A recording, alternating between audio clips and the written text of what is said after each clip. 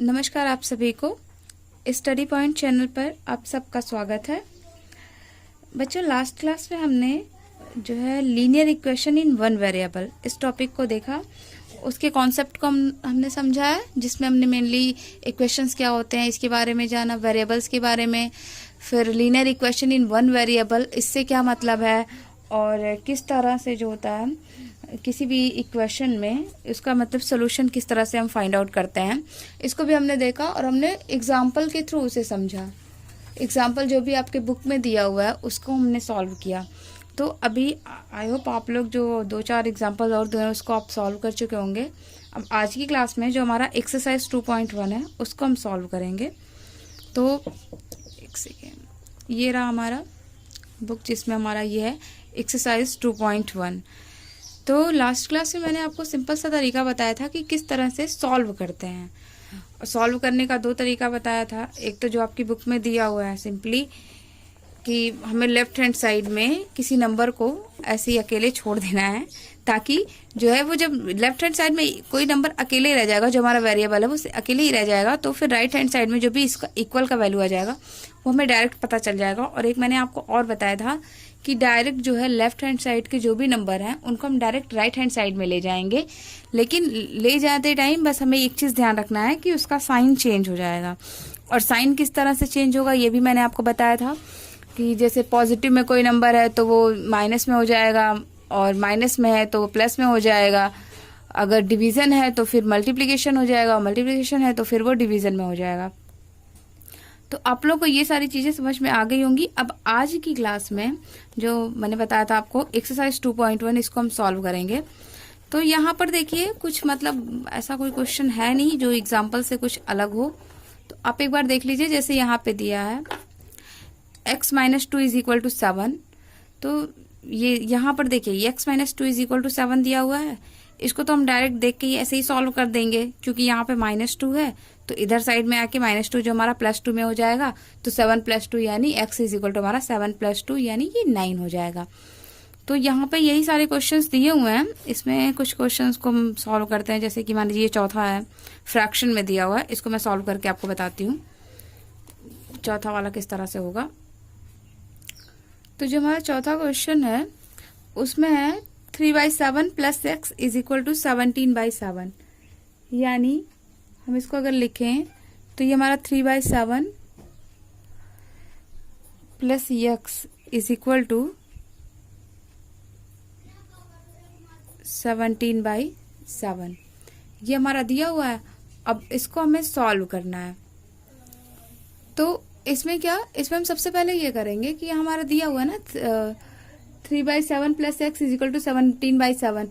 अब यहाँ x को हमें अकेले वन साइड में छोड़ना है, तो यहाँ हमारा 3/7 है। 3/7 के सामने जो है हमारा कोई सिंबल नहीं है, मतलब ये हमारा पॉजिटिव में नंबर है। तो इसमें हम डायरेक्ट 3/7 को राइट हैंड साइड में ले जाएंगे। अब राइट हैंड साइड में जब हम ले जाएंगे तो इधर x केवल बचेगा। और हाँ, एक चीज हमें ध्यान देना है कि जब हम 3/7 को राइट हैंड साइड में ले जाएंगे तो यहाँ पे पॉजिटिव का साइन है, तो ये हमारा माइनस का साइन में हो जाएगा। तो 17/7 - 3/7। अब यहाँ पर देखिए जो है डिनोमिनेटर इक्वल है, तो यहाँ पे इसमें फ्रैक्शन में भी कोई प्रॉब्लम नहीं है कि आपको डिनोमिनेटर इक्वल करके तब फिर इसको वो करना है, माइनस में करना है। तो यहाँ डायरेक्ट 17 में से आप 3 माइनस कर देंगे तो हमारा 14 हो जाएगा, 14/7। 14/7 इसको हम और ज्यादा सिंपल कर देंगे, 7 2 = 14। ये हमारा आंसर 2 आ जाएगा।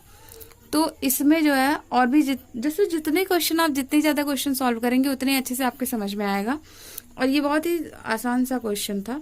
इसमें बस आपको तरीका पता होना चाहिए किस तरीके से सॉल्व करना है। तो हमने चौथा सॉल्व कर दिया। अभी इसमें जैसे एक्चुअली मैं बुक से ही आपको बता दे रही हूँ डायरेक्ट में ही किस तरह से करना है। ये हमने चौथा सॉल्व किया। पहला मैंने आपको बताया x - 2 = 7 है, तो इसमें कुछ नहीं करना है। यहाँ डायरेक्ट में देख लीजिए -2 है। -2 को जब हम इधर साइड राइट हैंड साइड में ले जाएंगे तो 7 + 2 हो जाएगा, जो कि 7 + 2 यानी कि 7 + 2 = 9, यानी x हमारा 9 हो जाएगा। यहाँ देखिए y + 3 = 10 दिया हुआ है। तो इक्वेशन का मतलब जैसे है ना, y में ऐसा कौन सा नंबर हम ऐड करें तो हमारा 10 हो जाएगा। तो यहाँ पर सॉल्व करने का सेम तरीका हम यूज करेंगे।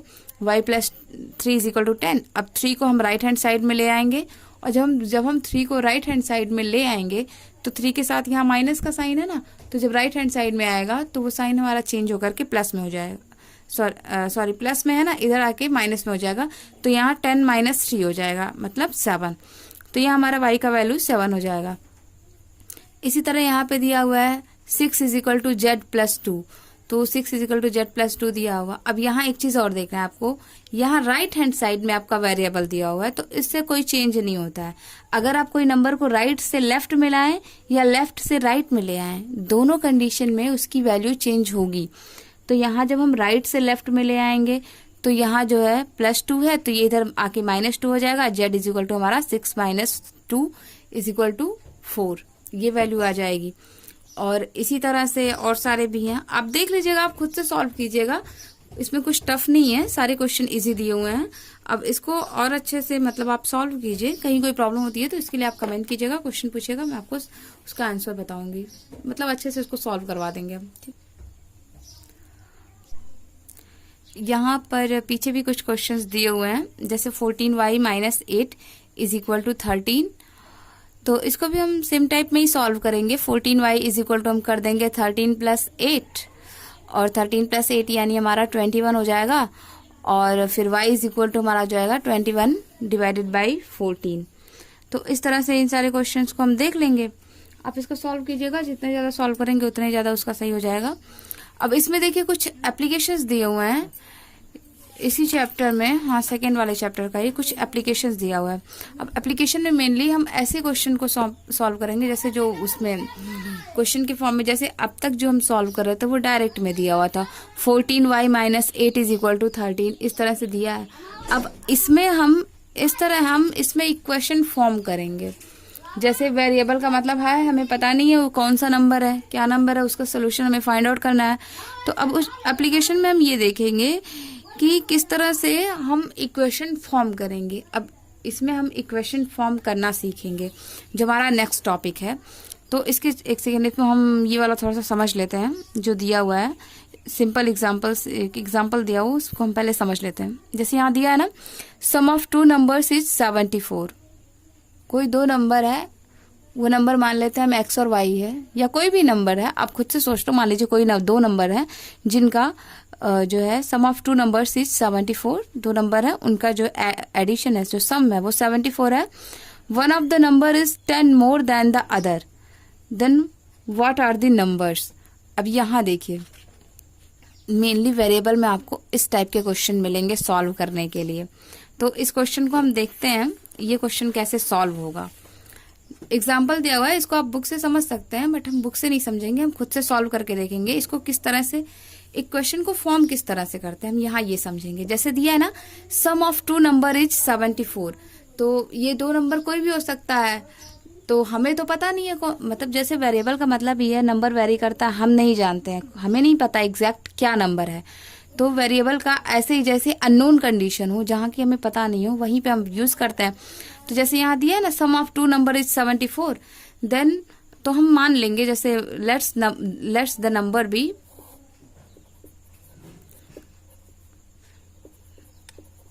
लेट्स नंबर जो है हमारा x और y भी हो, ठीक है। मान लेते हैं हमारा जो 2 नंबर है, एक हमारा x नंबर है, एक हमारा y नंबर है।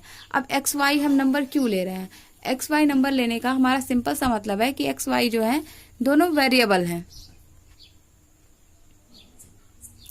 तो नंबर जो है हमने x और y ले लिया, x y लेने का मतलब वही है कि जो है वेरिएबल है, हमें नहीं पता x की क्या वैल्यू है या y की क्या वैल्यू है।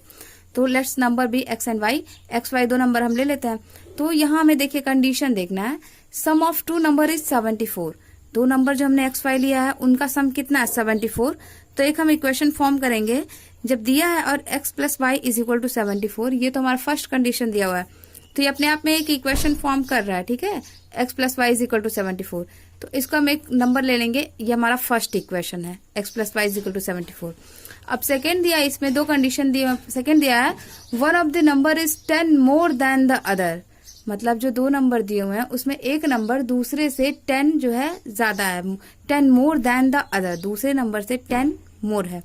तो मान लीजिए जो है हमारा x जो है ये हमारा ज्यादा है, तो x = y + 10 हम कर देंगे। यहाँ हम यहाँ लिखने का हमारा सिंपल सा मतलब है, जो हमारा सेकेंड कंडीशन है वो जो है इसको फॉलो कर रहा है। जैसे x is 10 more than y, यहाँ से हम बता सकते हैं ना। तो जो उसमें दिया है 1 number is 10 more than the other number, यानी 1 number is 10 more than the other number. तो यहाँ से ये हमारा दूसरा इक्वेशन भी फॉर्म हो जा रहा है। अब जब ये दो इक्वेशन हमें मिल गए, तो अब इन दोनों इक्वेशंस को ले करके हम सॉल्व करके और हम जो है उसको मतलब इस क्वेश्चन को सॉल्व करेंगे। जो भी दो नंबर है उसको हम फाइंड आउट करेंगे। चलिए अब इसको हम किस तरह से देखेंगे, किस तरह से इसका हम जो है पता करेंगे आंसर क्या आएगा, दोनों नंबर्स किस तरह से हम डायरेक्ट पता कर लेंगे। यहाँ पे दो इक्वेशन फॉर्म हो गए हैं ना, x और y। अब यहाँ पर एक चीज और आप देख लीजिए। चलिए इसको यहीं पे सॉल्व कर लेते हैं। यहाँ पे है ना x is equal to y plus 10 दिया हुआ है। अब यहाँ दिया x plus y is equal to 74। ये दोनों जो है एक ही नंबर के लिए दोनों कंडीशन है ना, एक ही नंबर के लिए मतलब एक ही, जैसे दो नंबर दिए हैं, ये दोनों कंडीशन उन्हीं नंबरों के लिए है कि दोनों नंबर का एडिशन जो है सम जो है वो 74 है, और दोनों नंबर में एक नंबर जो है दूसरे नंबर से 10 मोर है। अब यहाँ जो x की वैल्यू ये चेंज नहीं होगी, इन दोनों के लिए सेम ही रहेगी। तो यहाँ से हम देख रहे हैं ना x is equal to y plus 10। अब इस वैल्यू को हम इसमें जब रख देंगे x की जगह, जैसे ये 2 वेरिएबल में है, इसको हम 1 वेरिएबल में लाएंगे। यहाँ हम देख रहे हैं ना x is equal to y plus 10, तो यहाँ पर हम x की जगह ये वाले from equation 2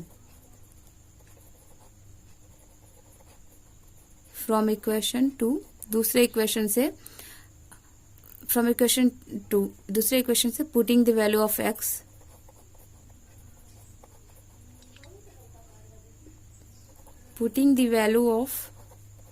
x in equation first equation में जो सेकंड इक्वेशन से जब हम x की वैल्यू रखेंगे, तो यहाँ पर हम क्या देखेंगे, x की वैल्यू जब हम यहाँ रखेंगे x plus y is equal to 74 direct दिया हुआ है ना। अब x इज इक्वल टू हम डायरेक्ट लिख सकते हैं ना y plus 10 plus y is equal to 74। यानी ये एक चीज और देखिए, वेरिएबल्स है तो दोनों y हैं, तो उसको हम ऐड कर लेंगे। तो ये हमारा हो जाएगा 2y plus 10 is equal to 74। Then 2y is equal to, यहाँ 10 प्लस में है, इधर आएगा तो माइनस में हो जाएगा, यानी 74 माइनस 10। तो यहाँ 2y इज इक्वल टू हो जाएगा 74 में से जब हमारा 10 जाएगा 64 हो जाएगा। y इज इक्वल टू, यहाँ 2 मल्टीप्लाई में है, इधर ले जाएंगे तो डिवीजन में हो जाएगा 32। y की वैल्यू हमारी जो है वो 32 आ जाएगी। लेकिन यहाँ देखिए दिया है ना y इज इक्वल टू 32 है, तो x हमारा क्या हो जाएगा, यहाँ हमने देखा है x जो है y से 10 मोर है, तो x हमारा जो हो जाएगा 32 प्लस 10 दैट इज 42, ये आ जाएगा। अब इस तरह के और सारे क्वेश्चंस जो है हम नेक्स्ट वीडियो में देखेंगे और उसको हम सॉल्व करना सीखेंगे। तो इसमें सबसे पहले हम जो है उसको इक्वेशन बनाना सीखेंगे, फिर उसके बाद से इक्वेशंस के थ्रू हम कितने सारे जो भी क्वेश्चंस होंगे उन सबको हम सॉल्व करेंगे। तो आई होप आप लोगों को आज ये समझ में आएगा। इसको एक बार फिर से अच्छे से देख लीजिएगा। ये सारे मतलब जैसे बुक में जो दिया हुआ है आपका वही है, उसको मैंने अपने तरीके से आपको बताया है, समझाया है। एक बार फिर से देखिए, जैसे दिया था ना 2 नंबर्स हैं, उनके सम 74 है, तो हमने 2 नंबर ले लिया, मान लिया हमने x नंबर है y नंबर है, तो x plus y is equal to 74 ये हो गया। फिर जो है हमारा दिया है x is equal to y plus 10। ऐसा हम क्यों कर रहे हैं, क्योंकि उसमें दिया हुआ है कि एक नंबर जो है दूसरे नंबर से 10 ज्यादा है, 1 number is 10 more than the other number. तो यहाँ हमारा जो दूसरा नंबर y हम मान ले रहे हैं, y से 10 ज्यादा है x। तो यहाँ 2 इक्वेशन फॉर्म हो रहे हैं, जैसे 2 वेरिएबल्स हैं और 2 इक्वेशन है। तो यहाँ पर एक इक्वेशन से एक वेरिएबल की वैल्यू ले करके उसको हम दूसरे में रख देंगे, फिर उसके बाद से जो हमारा आंसर वो हमें मिल जाएगा।